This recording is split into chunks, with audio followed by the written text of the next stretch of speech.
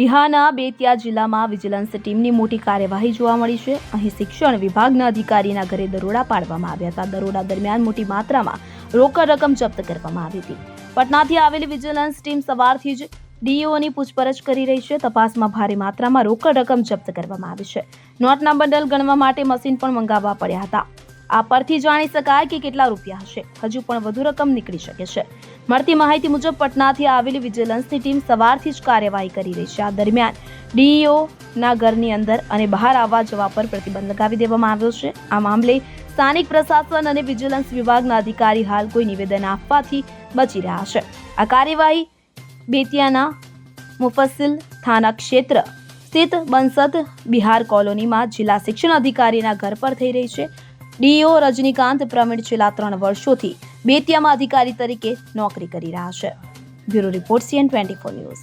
હવે જુઓ દેશ દુનિયાની તમામ ખબરો તમારી આંગળીના ટેરવે।